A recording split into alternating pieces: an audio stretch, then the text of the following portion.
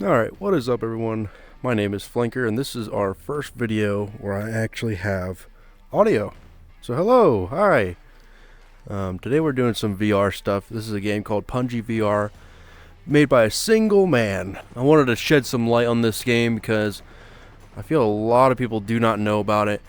But this game, I have been through it since its release. When I first got my VR headset, this was the first game that I saw. I immediately went on Steam. I said, oh, what VR games are out? And then this one came out the same day. So I bought this one thinking it was going to be cool. And it has grown so much. The helicopters that you hear, you can actually fly them now. There's other helicopters like little birds and stuff. There's a whole list of missions. There's survival modes. None of this was here. There was barely a campaign. It was more like you can go in and play terrorist hunt. If you've ever played Rainbow Six Vegas 2, you can see that they have, helicopters. They have rescue missions, fire support. That's just the helicopters alone. Then you got these different search and destroy, which is like those terrorist hunt that it kind of started out with. And then you have these defense missions where you kind of like, final objective survive, where you can call in airstrikes and all these things. And then they have a campaign. They've added so many different guns. I'm very proud to see where this has come from, and the developer is still very active with this game, so I'm very happy to still see that in here. Like some of these grenade launchers, the RPG I didn't see last time. This guy, I hadn't seen this guy last time. This thing is amazing. But you can see though, it's kind of wobbly. It's still a very early game, but for what it is, I very much enjoy it. For a game that I just want to be like, oh yeah, I'm going to hop in, I'm going to shoot a few people, I'm going to defend this area for a little bit, kind of get into it for an hour or two. This is absolutely a great game. So I'm going to do the standard issue loadout, and I'm going to go into the first mission of the campaign. First time I went through this, I only had a pistol, so having a rifle is going to be a lot better.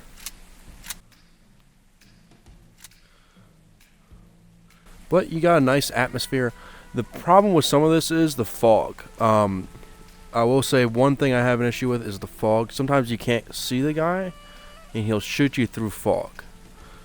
So we're going to follow this pathway here. Our mission today... Alright, never mind.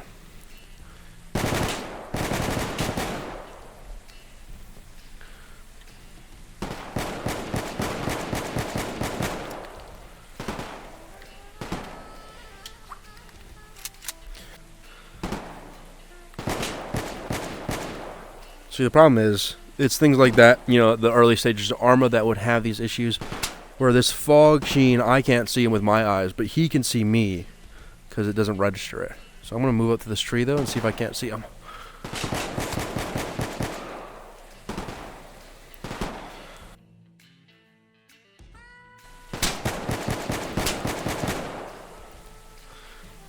Alright, so back to what I was saying.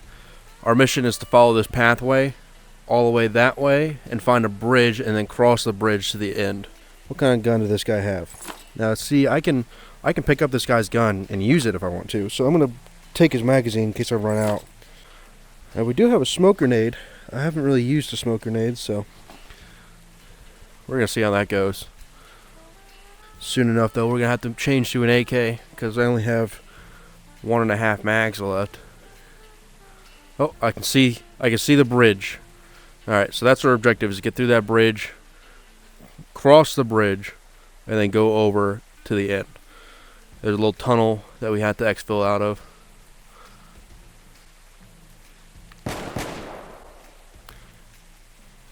I heard talking. I think I got him. Yeah! Hey, that was pretty good. That was a pretty cool... from the ready position, up. I'm going to try to stay off this path as much as possible because I feel like they can see me much easier if I'm on this path. I think I see someone over there.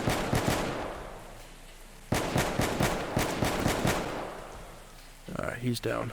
Go up to this guy, I try to take his magazine. problem with that. Oh, guy right here. I don't know how well you guys can see it, but I can see those guys ever so slightly, kind of like a silhouette. They seem to be hiding around these trees, though. This guy has an M1.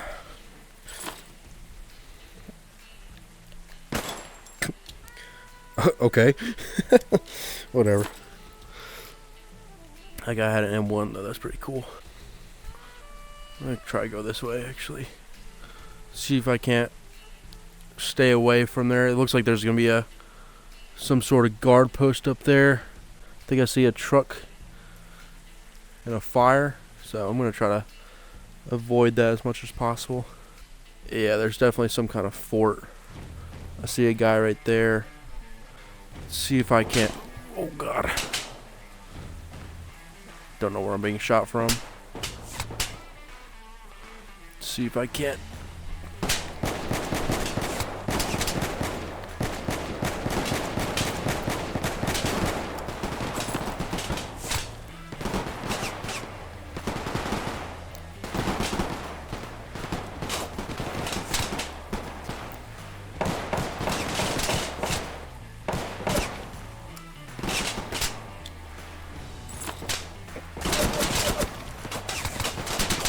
I'm stuck on his body.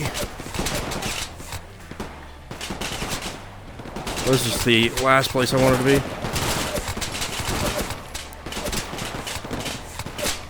Downrange of the group here.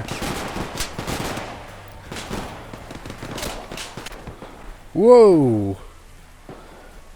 Alrighty. And then there's glitches like that. Oh, now I'm under the bridge. See?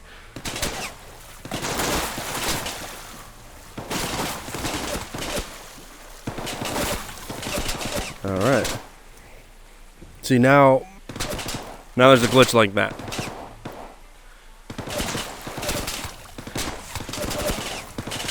Come on, kill me, I'm here. Can you hit me? I don't have a gun. I have this. Yeah! It didn't make it. Here, let's see if I can. Yeah. No. So that kind of sucks. You know, when there is some glitches like that, like I was saying, I think that prompts us to move to our next game mode and see what else is in this game. And that's kind of the problem with some physics-based games where, you know, in Gary's mod or something like that, where you know, your gun sticks in the ground, it flips out. You know, it's okay because you're just a little guy. But when you're in VR and it throws your VR body, that kind of really messes with your head for a second. I'm sure some people will get disoriented from that, which isn't great. And, you know, like that I couldn't recover from because I lost my AK. I believe what happened is my AK got stuck in the tree while I was holding on to it. And then it started to spaz out, which spazzed me out and threw me. So stuff like that, it really sucks to see. But I'm not worried about it, especially because I've already beaten that mission, and I was also kind of pinned down. I don't know if I was going to be able to make it out of there, so now we're going to move to a defense game, alright? With this, just know I might not survive. So this is a little area that you get. The enemies are going to come from that direction, they're going to come from that direction, and they're going to especially come from this whole area. And it's, you know, survival. They're going to spawn waves very quickly. Yeah. Throw that up there.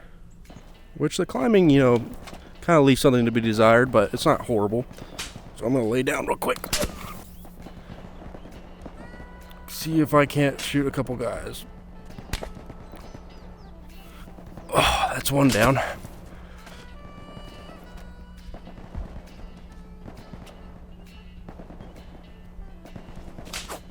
This isn't great because I don't have the ability to actually rest it on something and feel it. So it's kind of hovering. The problem is, you know, they probably won't hit me from there, but they are so far out, it's also hard for me to hit them. Well, that guy can definitely hit me. I'm actually gonna set up down here.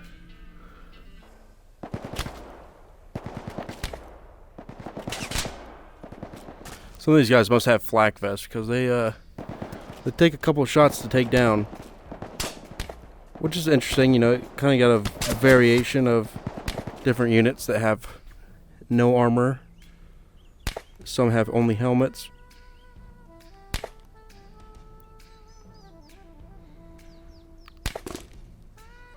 That was pretty nice. Able to actually rest it onto the wood here and just go up and down, left and right from there. Really actually worked how it would in real life. Works how it actually would in real life. Something behind me. Recoil on this is crazy. We're actually just gonna switch mags now.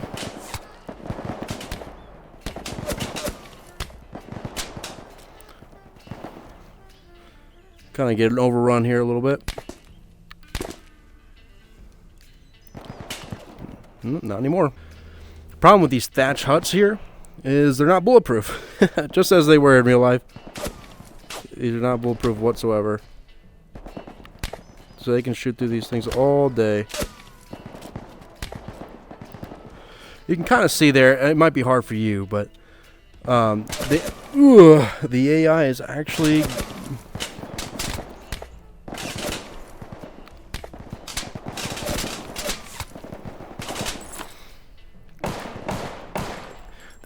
actually taking cover behind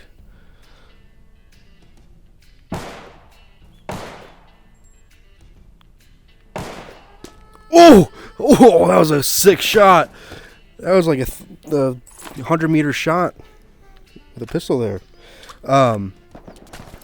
Nevertheless, you know, the AI is actually taking cover and suppressing while they move up, which is very interesting. And you don't see it a lot in these indie games. Sometimes you don't even see it in AAA games.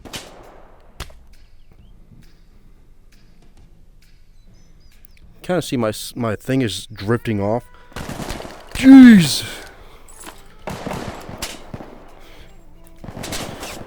Oh God. We kind of got overrun there for a minute.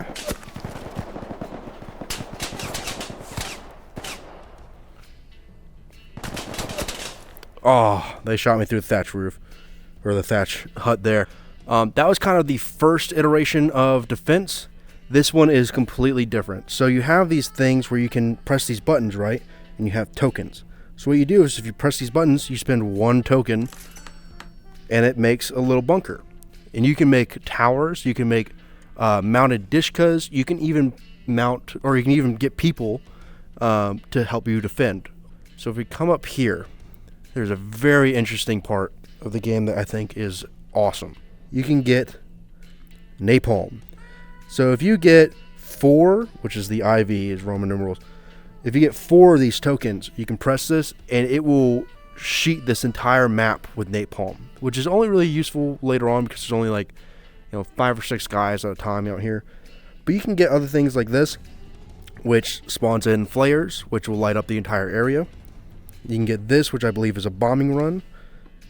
And then you can get smoke rounds, which smoke rounds are actually kind of useful. But you have this whole artillery tree. It is a very awesome map. I would record this if it wasn't so dark. I believe it's too dark for the recording. After the final rendering, you probably can't see much. But there's enemies out there. I can't see them, so I know you can't see them.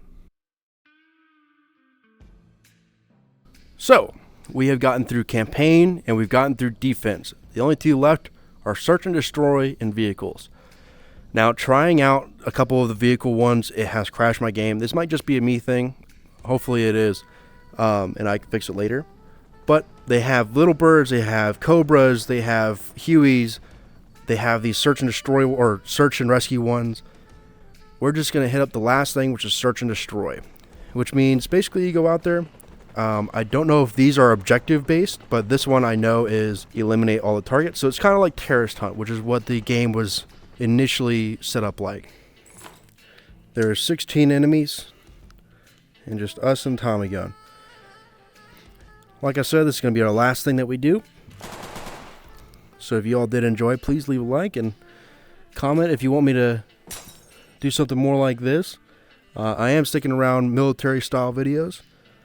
So if you do like that stuff, stick around, subscribe. If you want me to do something more with Punji VR, just let me know.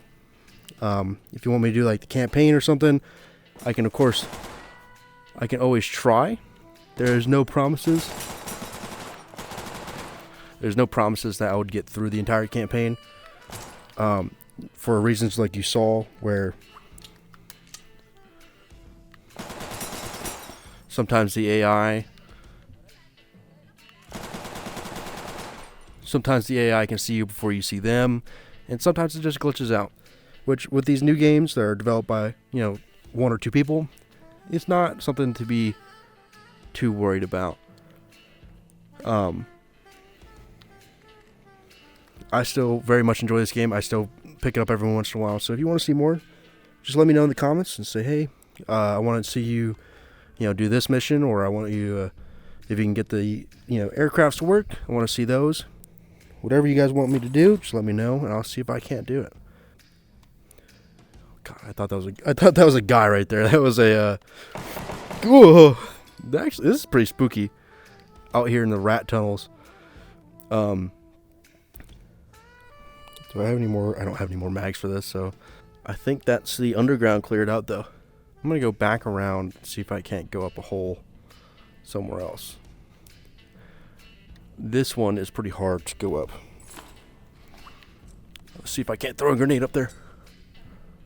Whoa! Yeah. And that's how it goes with grenades. Ugh, this is hard to climb. Oh, Jesus Christ.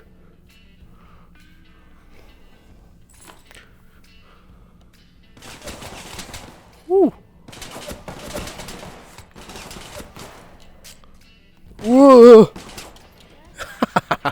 It launched me over him. But yeah, that's about it for Punji VR. Couldn't get that last one done.